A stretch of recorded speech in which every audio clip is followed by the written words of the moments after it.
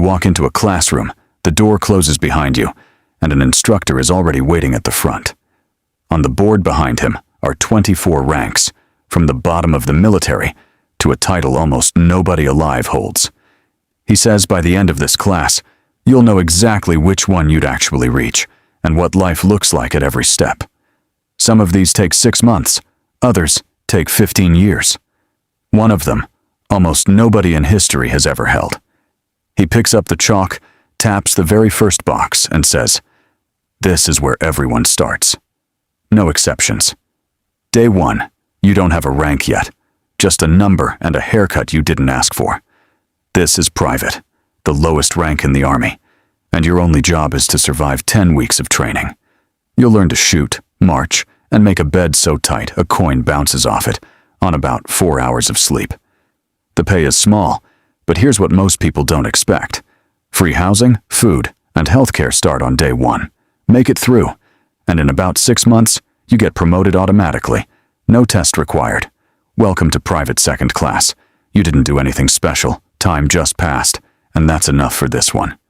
For the first time, you get to wear actual rank insignia, one small chevron on your sleeve.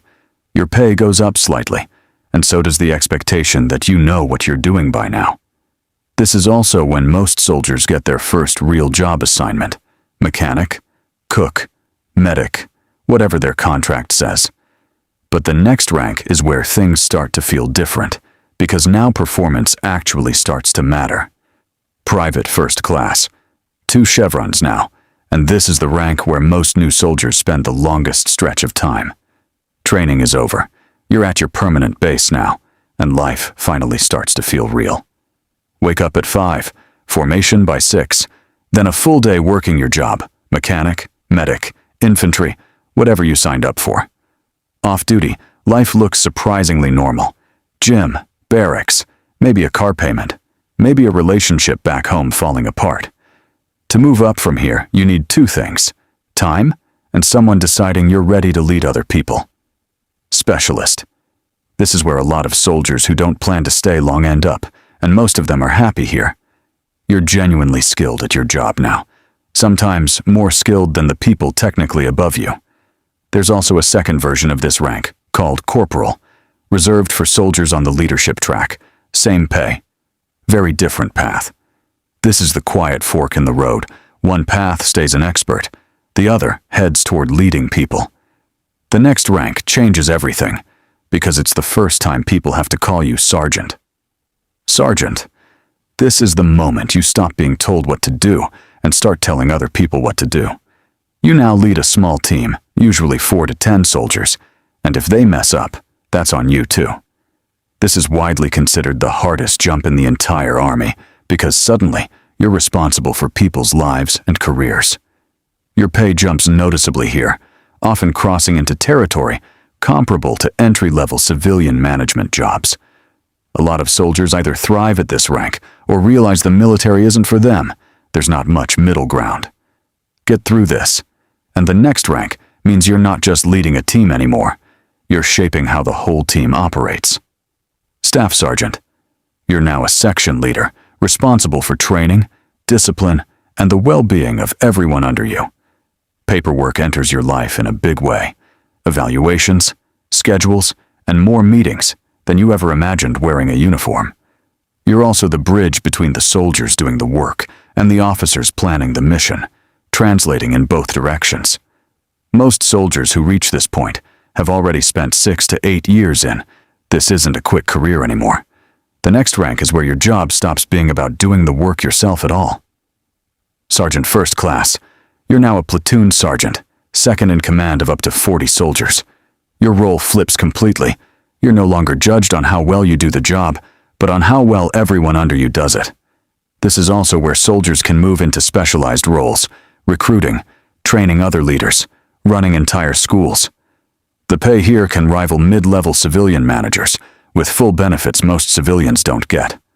But only a small percentage make it past this point.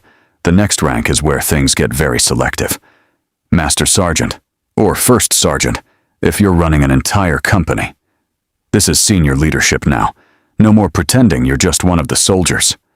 A first sergeant manages the daily life of up to 200 people, their training, their problems, their futures. You're the person commanders go to when something has gone seriously wrong, and the person soldiers go to when they're scared to tell anyone else. Reaching this rank usually takes 15 years or more. Most people who started with you are long gone by now. From here, there's only one enlisted rank left, and reaching it puts you in a group smaller than 1% of the entire army. Sergeant Major, the top of the enlisted world, 3 rockers, a star, and a level of respect that doesn't need to be demanded. As a command sergeant major, you're the senior enlisted advisor to a battalion or brigade commander, an officer who outranks you but needs you. Your job now is almost entirely about people, culture, standards, morale, making sure thousands of soldiers are taken care of. There's even one single position above all of this, Sergeant Major of the Army, one person for the entire branch, advising its top general directly. The pay at this level sits well above most enlisted pay charts, but the climb to get here took most of a lifetime. And here's the twist. Everything you just saw, the entire enlisted ladder, is only half the story.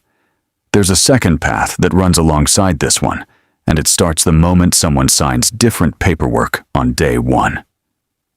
Warrant officers are technical experts, often pilots, intelligence specialists, or engineers, who skip the traditional ladder entirely.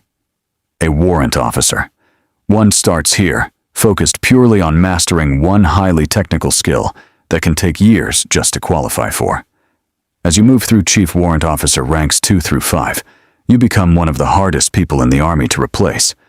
But the rank everyone actually pictures when they think military officer isn't this path, it's the one that starts here. Second Lieutenant. A 4-year degree, a few months of officer training, and suddenly you outrank soldiers who've served for a decade.